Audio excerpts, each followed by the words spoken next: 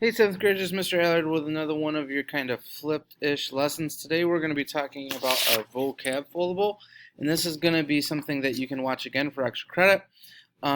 Or if you're one of our remote learners and you want some help working on this, this is something that you can always get in. If you're one of our hybrid learners, you can use it if you're working on this at home. But let's not dilly-dally, let's get right into it. All right, I'm not going to talk too much about the front. Remember the front, one word or a picture. Some people are saying in the online version we're not able to get in there to get it done. That's okay. You can put it wherever you can fit it in. But if it's blank, it's gonna be points off. Okay. So this is gonna be probably a little bit tough because you guys don't have a lot of background knowledge in this quite yet, and these are some very kind of long definitions, but we've talked about this before. Again, I'm going to put in examples and vocabulary words. I am not going to put in anything in the form of a sentence. All right, so if I look at this, the legislative branch is the lawmaking part of our government. To legislate is to make a law. In our government, the legislative branch is Congress and the House of Representatives and Senate. We've talked a little bit about this, but for me, number one, what I start off with is I got to know. Let me make this a little bit smaller because it's going to drive people crazy. I'm going to start off with legislative branch, right? And then I got to think of an example. Well, what does a legislative branch do? They create a law. Right? That's kind of their job. And actually we call that really a bill. Probably should say that, but we'll talk about that a little bit later. All right. So we're going to create a law. All right. And what might they create a law about? Probably not something super silly like, changing mid-lake school colors, but probably something a little bit bigger. You could literally come up with anything. You could look at the news right now. The legislative branch or Congress passed a law about, or wants to pass a law about infrastructure. That's in the news right now. We can say passed a law, maybe something you guys, banning state testing to get rid of all those New York states. Now, that would probably be something they'd get into a little bit of trouble for, but something they could do. All right. One of the things that I would do with this is once you've got your law created, the rest of our government kind of works to deal with that law. All right. So if we go to the judicial branch here, again, make this a little bit smaller so that it doesn't take up the whole screen. So judicial branch, right? Now again, what do? They interpret the law. They tell us whether or not that law is constitution. So we could say, what did they do? They can say interpreted the test law.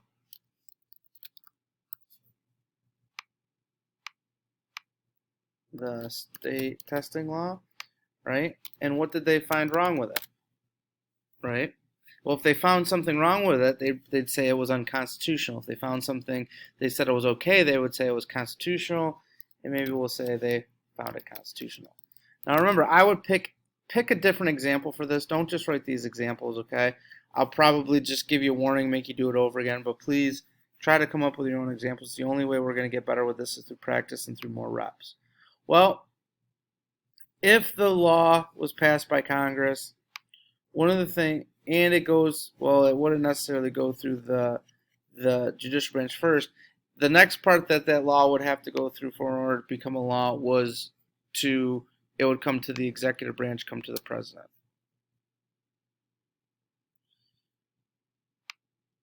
So drop this down again. So we say our vocabulary word is the executive branch. We can say some vocabulary terms we're going to talk about a little bit more next week are like veto, and you could say ratify might be here. They approve the bill. The president can ratify a law. So we could say ratified now again, you would use your own example, state testing law, and then maybe you explain why.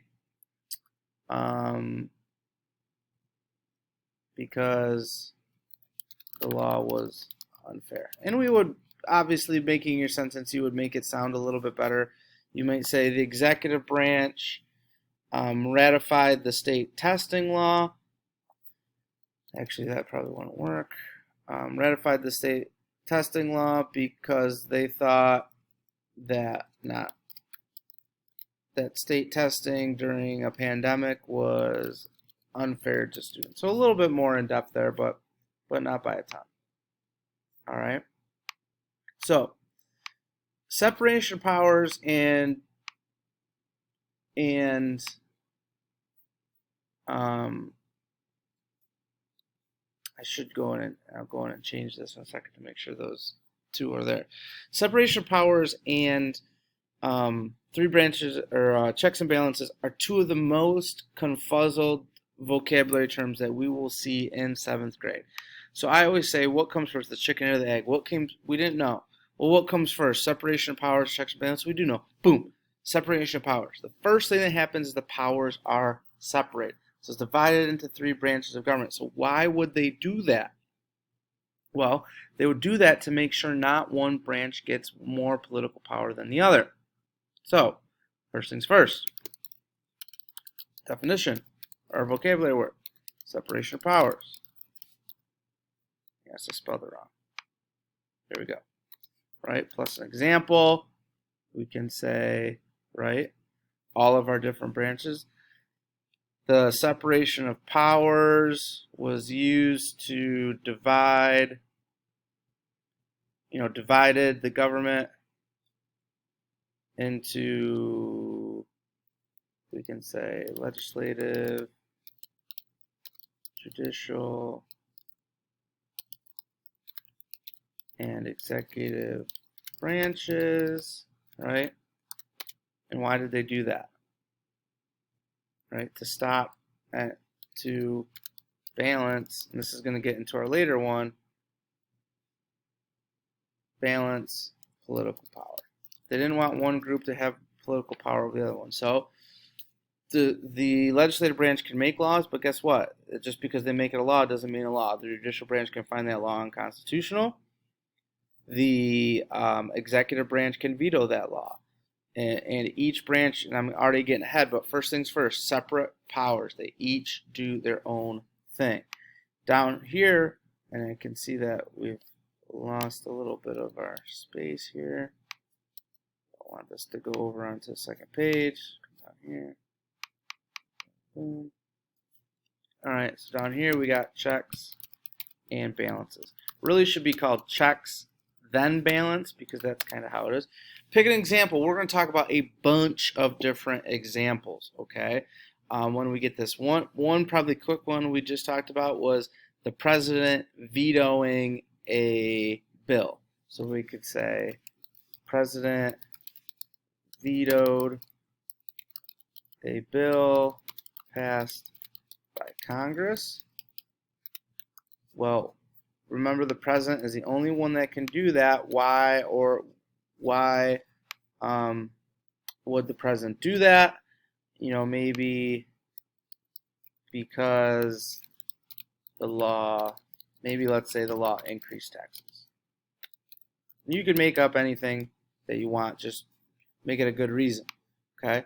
You could talk about, I would say pick one branch and have it do something to the other branch, right? The Congress checked the judicial branch